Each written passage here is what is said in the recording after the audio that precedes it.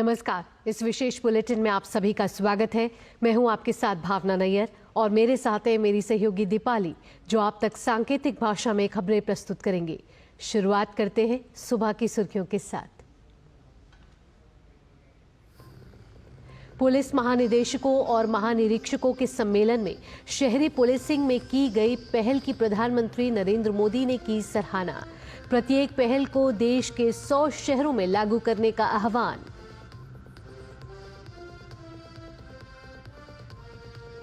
संसद के दोनों सदनों में आज कई अहम विधेयक चर्चा के लिए होंगे पेश। विदेश मंत्री डॉक्टर एस जयशंकर भारत चीन संबंधों पर लोकसभा में देंगे बयान।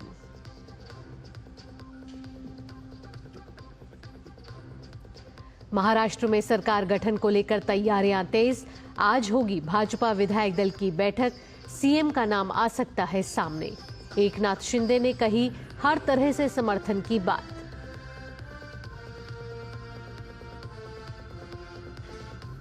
बांग्लादेश में हिंदुओं पर हो रहे अत्याचार के खिलाफ देश भर में आक्रोश जारी। विश्व हिंदू परिषद और बजरंग दल का आज दिल्ली में विरोध प्रदर्शन।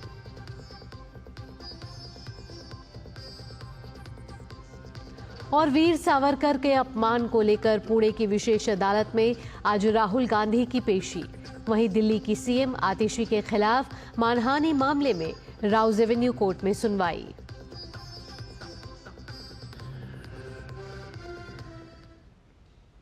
अब खबरें विस्तार से।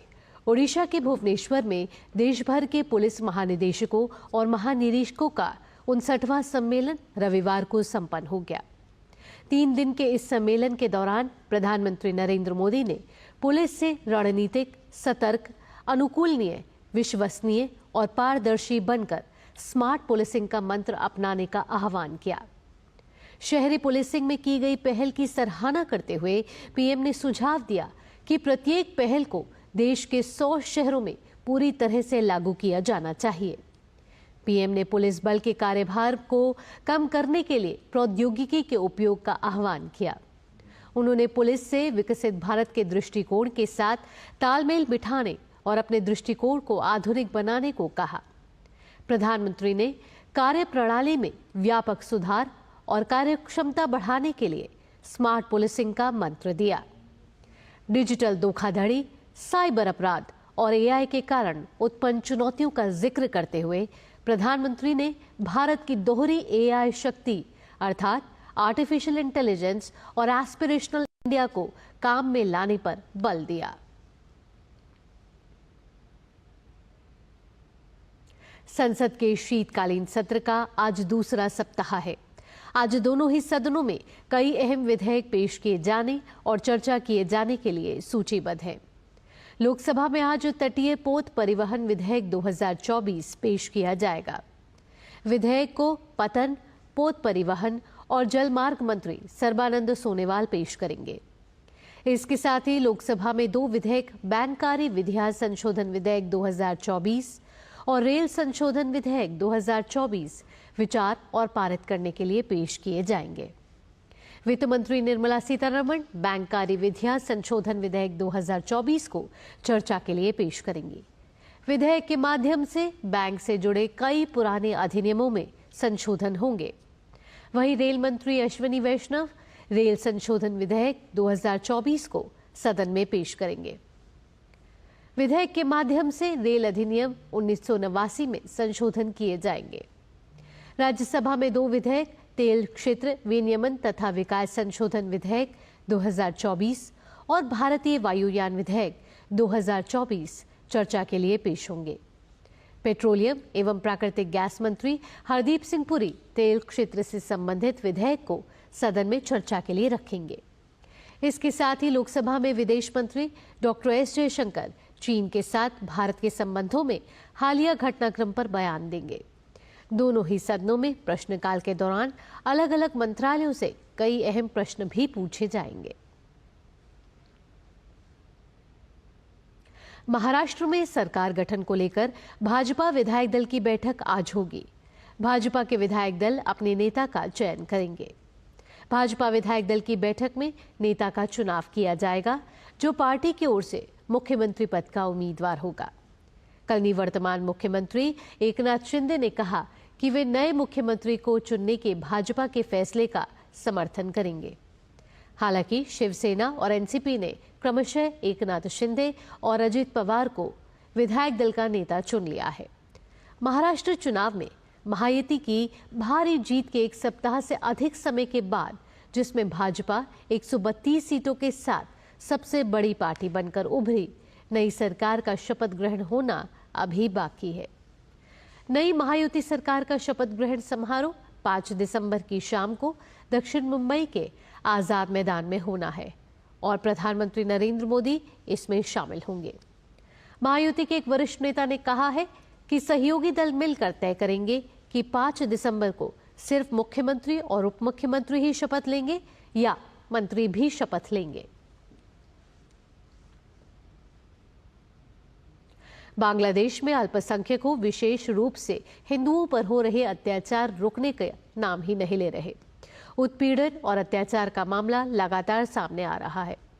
बांग्लादेश में हिंदुओं पर हो रहे अत्याचार के खिलाफ देश भर में आक्रोश जारी है। इसी क्रम में विश्व हिंदू परिषद और बजरंग दल आज राजधानी दिल्ली में विरोध प्रदर्शन करेंगे। वहीं बांग्लादेश में पुलिस ने रविवार को भारत जाने की कोशिश कर रहे अंतर्राष्ट्रीय कृष्ण भावनामृत संघ के 54 सदस्यों को बेनापोल सीमा चौकी से वापस भेज दिया। हालांकि उनके पास वैध यात्रा दस्तावेज भी थे। वहीं बांग्लादेश हिंदू बौद्ध ईसाई एकता परिषद ने चटगांव के 70 अल्पसंख्यक वकीलों को और पत्रकारों पर क्रूड बम विस्फोट सहित मनगढ़ंत आरोप लगाने वाले झूठे मामले की निंदा की है। बांग्लादेश में हिंदुओं और अल्पसंख्यकों पर हो रहे अत्याचारों को लेकर मथुरा में प्रार्थना सभा आयोजित की गई। सभा में बांग्लादेश में शांति स्थापना एवं सद्भावना के लिए भक्तों ने पूजा अर्चना, मंत्र जाप और कीर्तन किया। दिल्ली के मुख्यमंत्री आतिशी मार्लेना के एक बयान को लेकर आज राउज एवेन्यू कोर्ट उनके खिलाफ मानहानि मामले पर सुनवाई कर सकती है। भाजपा प्रवक्ता प्रवीण शंकर कपूर ने आतिशी और पूर्व मुख्यमंत्री अरविंद केजरीवाल पर मौजूदा मुख्यमंत्री आतिशी के एक बयान के जरिए मानहानि करने का आरोप लगाया था। आतिशी ने बयान दिया था कि बीजेपी ने केजरीवाल नीत तत्कालीन सरकार को गिराने के लिए आम आदमी पार्टी के कई विधायकों से संपर्क कर पैसे देने की पेशकश की थी।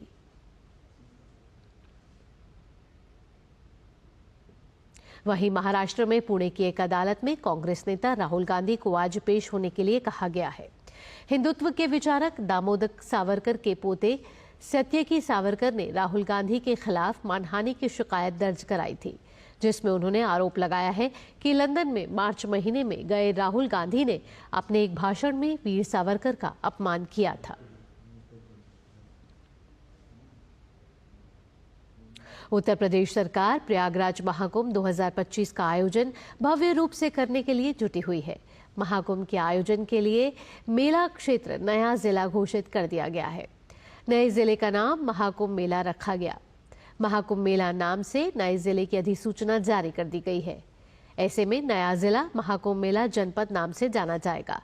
अब महाकुंभ उत्तर प्रदेश में 75 नहीं बल्कि 76 जिले होंगे। कुंभ और अर्धकुंभ के मौके पर नए जिले की अधिसूचना जारी करने की परंपरा है।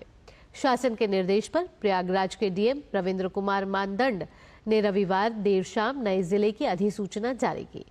महाकुंभ मेला जिले में पूरा परेड क्षेत्र और 4 तहसीलों सदर, सोराव, फूलपुर और करचना के 67 गांव शामिल हैं। बढ़ते आगे चक्रवात फेंजल कमजोर पड़कर गहरे दबाव में बदल गया है।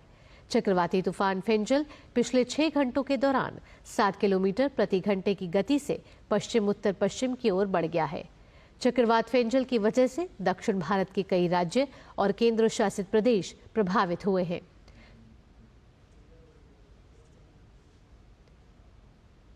सिंगापुर में खेली जा रही विश्व शतरंज चैंपियनशिप में रविवार को भारत के डी गुकेश और चीन के डिंग लुरेन के बीच छठे दौर का मैच भी ड्रॉ रहा। इस प्रतियोगिता में दोनों खिलाड़ियों के बीच कड़ी टक्कर देखने को मिल रही है। 14 राउंड के मैच में 6 राउंड होने के बाद दोनों खिलाड़ी बराबरी पर हैं। इसी के साथ इस विशेष बुलेटिन में इतना ही। मुझे और मेरी सहयोगी दीपाली के साथ फिलहाल के लिए डीडी न्यूज की टीम को दीजिए अनुमति। खबरों का सिलसिला यूं ही जारी रहेगा। नमस्कार।